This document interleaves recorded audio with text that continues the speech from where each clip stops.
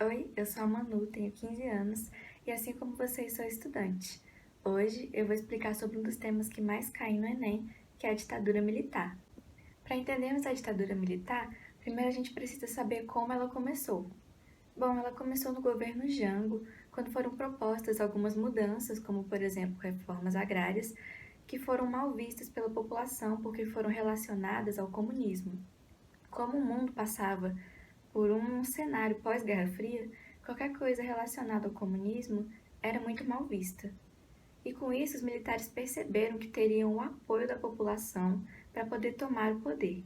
Só que a população acreditava que após a tomada do poder, a democracia seria reestabelecida, mas a gente sabe que isso acabou não acontecendo. O primeiro governante, depois da tomada do poder pelos militares, foi o general Castelo Branco, que devia ficar no comando até o fim do mandato de Jango, mas acabou ficando um ano a mais. Durante seu governo foram colocados 4 atos institucionais. O AI-1 reforçava o poder executivo e instituía eleições indiretas para presidente. O AI-2 instituía o bipartidarismo, onde tinham 2 partidos no Brasil, o Arena, Partido dos Militares, e o MDB, que era uma oposição. Essa oposição era contida porque não ameaçava o poder. O AI-3 estabeleceu eleições indiretas para governador e o AI-4 convocou uma Assembleia Nacional Constituinte que era para fazer uma nova lei para o Brasil. Acabou que as leis não foram mudadas porque muitas das coisas que os militares queriam colocar na legislação eram antidemocráticas e não foram aprovadas pela Assembleia. Então, desses atos institucionais, o mais importante é o 2. E se ficar mais fácil de lembrar, no AI-2 foram estabelecidos 2 partidos, o Arena e o MDB, Arena dos militares e MDB da oposição. Também no governo de Castelo Branco, houve a criação do SNI, que é o Serviço Nacional de Informação. O SNI era responsável por espionar qualquer movimento de oposição do governo. Além disso, houveram medidas econômicas que foram muito importantes para tirar o Brasil da crise que estava passando, porém essas medidas foram muito impopulares, porque envolviam o aumento de impostos e o arroxo salarial, que é quando o salário das pessoas não cresce proporcionalmente à inflação. Depois do governo de Castelo Branco, veio o governo de Costa e Silva. Nesse governo, foi colocado o ato institucional mais importante de todos, que foi o AI-5. O AI-5, ele aumentava o poder executivo, limitava as liberdades individuais, ou seja, impedia a liberdade de expressão, e suspendia o habeas corpus. Suspender o habeas corpus significa que qualquer pessoa poderia ser presa mesmo sem provas de que ela tinha cometido qualquer crime. Por causa da instituição do AI-5, houve um crescimento muito grande de movimentos de oposição, principalmente artísticos.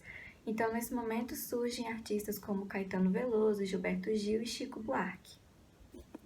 Logo após o governo de Costa e Silva, veio o governo de Médici, e essa época foi conhecida como Anos de Chumbo. Isso porque houve o auge da repressão e a violência policial acabou sendo escancarada nas ruas. Por outro lado, no governo de Médici houve um grande avanço econômico. Então, houve o crescimento do PIB, a valorização da construção civil. Dessa forma, houve a construção da rodovia transamazônica, por exemplo. E houve também o crescimento das propagandas ufanistas, que diziam, por exemplo, Brasil, ame-o ou deixe-o. O sistema ditatorial começou a entrar em decadência no governo de Geisel. Mais ou menos em 1970 ocorreu a crise do petróleo, então colocou o Brasil novamente em uma crise econômica, além de que, mesmo que de forma oprimida, a oposição acabava tomando cada vez mais espaço e o descontentamento das pessoas era cada vez mais evidente. Então, no governo de Geisel, houve a revogação do AI-5 e a democracia começou a ser reestabelecida de forma lenta, gradual e segura. Depois veio o governo de Figueiredo, que reestabeleceu o pluripartidarismo, ou seja, agora não existiam mais somente 2 partidos, o Arena e o MDB. Agora existiam muito mais. o Arena acabou se dividindo em dois e o MDB se dividiu em vários outros partidos que a gente conhece atualmente. Houve também uma lei muito importante que foi a Lei da Anistia, que perdoou todos os crimes políticos. Então, tanto os opositores do governo que eram presos, quanto os militares que cometiam injustiça, todos foram perdoados. Além disso, ocorreu um movimento muito famoso que foram as Diretas Já, que foi uma mobilização popular que reivindicava a eleição direta para presidente. As diretas já acabaram não sendo atendidas, porém, houve uma eleição indireta de Tancredo Neves, que foi o primeiro presidente eleito que não era militar. Tancredo acabou morrendo antes de assumir o cargo e foi substituído pelo seu vice-presidente José Sarney. E assim terminou a ditadura. Caso vocês não tenham entendido alguma coisa ou tenham restado alguma dúvida, vocês podem deixar nos comentários ou comparecer aos plantões de dúvidas, assim como solicitar uma mentoria caso necessário.